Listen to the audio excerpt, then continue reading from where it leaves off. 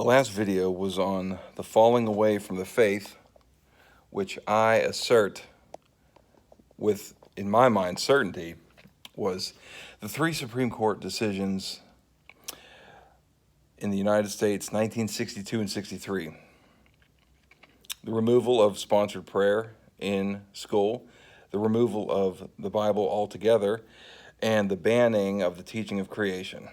That was the falling away from the faith. Didn't happen all at once, but 60 years later, we have Black Lives Matter and Antifa and the National Education Association and CNN and USA Today and the litany of them.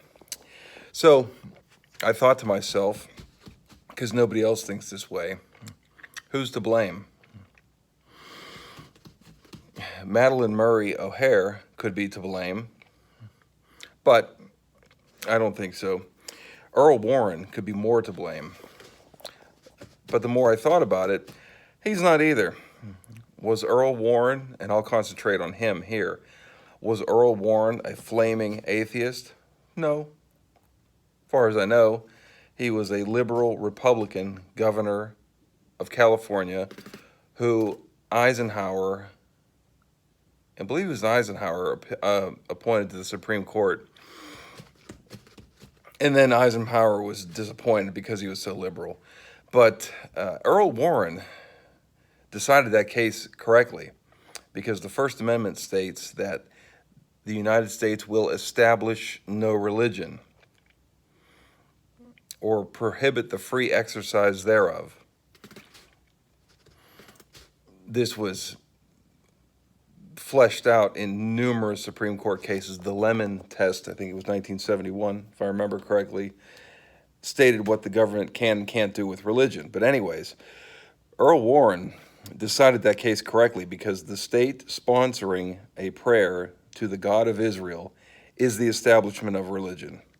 What was Earl Warren going to do at the time when he was deciding?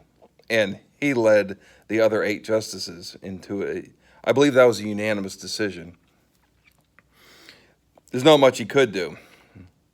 In other words, this was of God to move from one epoch to another. So it's complicated beyond man's comprehension of what to make of individual decisions in God's grand scheme of things. Madalyn Murray O'Hair was a flaming atheist, but the blame shouldn't go on her because she was legally correct. She didn't want her son or daughter to be coerced into oblation to the God of Israel, brought suit, and what happened, happened. And what happened is of God, because millennia before, Christ spoke of at least 2 things. One, Christ spoke of, and the apostles later wrote of, Christianity's soon-to-be dominance of culture. And Christianity took over the Western world completely from 312 to 1962. Christian dominance. Jesus also, and 2 Thessalonians 2:3 spoke of a falling away from the faith, because you can't have what is going to happen unless there is gradually, and then all of a sudden, and it seems like we're all of a sudden today, a lessening of God's restraint on man, or man's self-imposed restraint on his actions in oblation to God. We don't have that. The Biden administration doesn't have that. It's full steam ahead with the squad. And that's globalism. And if you think about it, there's been, ever since Ronald Reagan, Reagan was not a globalist.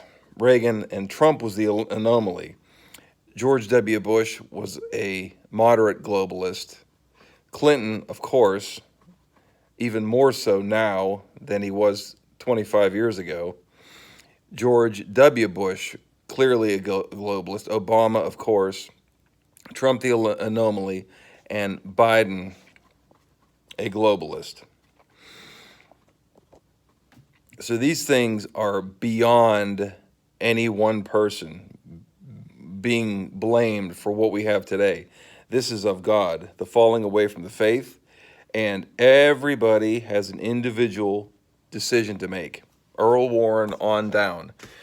Are you going to acknowledge that Christ died for you when you should have died for your sins? Hence, your life belongs to him. Is that what you believe? Or are you your own person? But the macro events around us since 1962-63, that's going to happen whether anybody believes or not believes. So, individuals are blameless, and I will leave the judging to God.